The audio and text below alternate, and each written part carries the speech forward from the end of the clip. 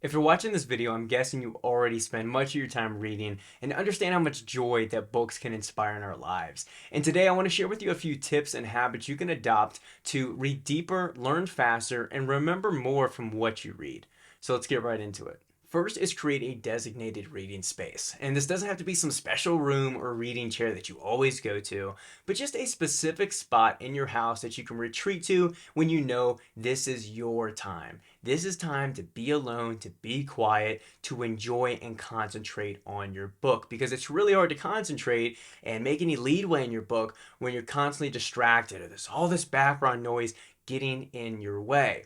And another thing I like to do as well, if your routine and schedule permits, is make a designated time as well. So know that in the morning, downstairs, by the kitchen maybe, this is your spot. This is when you read in the morning when it's quiet, before work, before, your kids get up or before you have to leave for the day.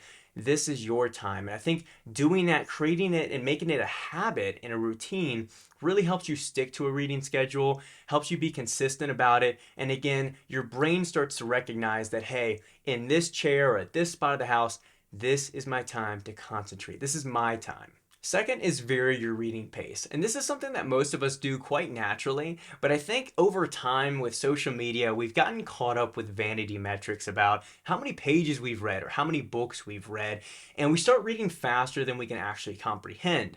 When really we should recognize that depending on the author, depending on the genre, whether it's fiction, nonfiction, the size of the book pages, all of this, we might read a specific book slower or faster than another book we've read. So don't stress that. Be aware that you might need to slow down and read a book slowly if the vocabulary is much more complex, much more developed than a different book. You might need to read it slower. If you're taking more rigorous notes in the book, this is going to slow down how many pages you can read per hour. So throw all that out the window and know that you should adjust your pace according to the book or the author. Third is take notes. And there's a ton of videos out there about note-taking systems and tips for this.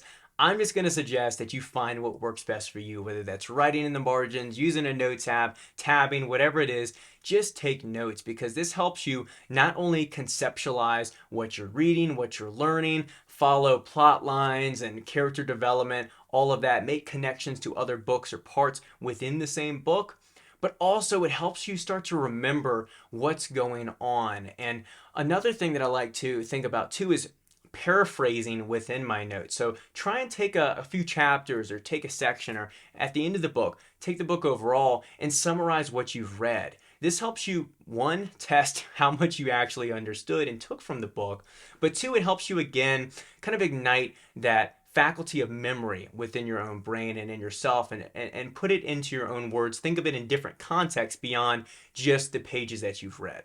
Fourth is read hard books. And this is probably going to be the most intimidating step for most people, but it is a critical step, I believe, to read challenging works and get out of your comfort zone because it not only expands your horizons as far as what books you're capable of reading, what ideas you're capable of understanding, but also by thinking about these more complex ideas and reading hard books that expand our vocabulary and the words that we understand, we're able to not only conceptualize our experiences better and reflect on them, but we're also able to explain ourselves, explain our emotions, our experiences better to others because of reading these, abstruse and complex works. And if you feel stuck or perplexed by a specific book, it is completely normal and it's okay to put the book aside and come back to it at another time in your life. Another thing I like to do is leverage YouTube and the internet. Find book discussions, summary videos,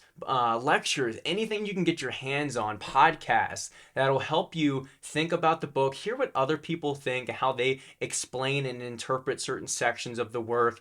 And this allows you to kind of think through some of these sticking points. And when you come across them in the future, you're able to understand, oh, this is the ideology that this character represents, or this is why, an author used a certain concept or had a critique about someone else's work. You can start to work through these things yourself because you've kind of understood the process that maybe some of these other literary critics or students, teachers are thinking through these things. And building upon that is use a dictionary. I'm a big proponent of using a physical dictionary primarily because I know my weaknesses. I know that once I pull up my phone to look up a definition, next thing I know, I'm on Instagram and I don't know how I got there and I have to get back to reading. So I like to eliminate the distractions, stay away from the screens, and also I find that a physical dictionary allows me to stumble upon other words because I'm flipping through the pages or see other words on the page, and I'm able to enhance my vocabulary. And another reason I'm an advocate for using a dictionary, whether it is physical or digital, is because language is how we experience the world, how we communicate with one another, how we understand our emotions, how we recognize our sensations or the experiences that we're having. Language is everything. And if you're only limited to a certain amount of words, so is your own consciousness. So is your own way of understanding reality.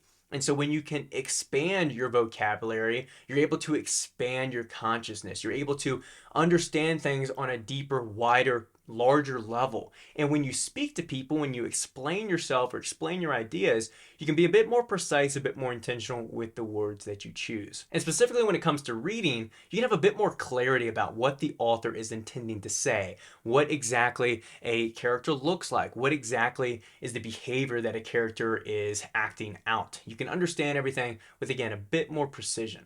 And number 6 is to write reviews. And it doesn't matter if you publish them, it doesn't matter if anybody reads them. What matters is the practice of doing the reviews and the value that we can derive from the practice. Because what does a review do? Well, it puts pressure on you to summarize, to explain the book you read. I mean, how many times are you out and about and you say, oh, this book was great, and someone goes, what's it about? And you kind of freeze for a minute because maybe it's been a few days or you haven't really thought about what it's about and you can't really explain it, and you feel kind of goofy about recommending a book you can't explain. Well, what writing a review does is it puts pressure on you to explain, to summarize, to paraphrase, and it forces you to do a deeper analysis of the work, do a character breakdown, understand the concepts, make different connections between books within the same author, different authors. And this act of ruminating and contemplating on the work as a whole after you finished it also improves your memory retention. You're able to call upon what happened earlier in the novel, the different concepts an author started with, how they got from A to Z. You could look at all the puzzle pieces together now that they're all complete, now that all the pieces are there. And the other thing that I like about it as well, especially if you use an app like Goodreads, is you can look back at these different reviews and go, what did I think about, the Brothers Karamazov? You can look back and see what you thought, what stood out to you, and also see how you've grown as a reader over the years as well. That's it for this video. Hopefully you guys got some kind of habit or tip that you can implement into your reading. And let me know in the comments below if there's some kind of tip or tool that you've leveraged to get more out of your reading as well. So like the video if you enjoyed it, subscribe for more content like this, and I'll catch you guys in the next one.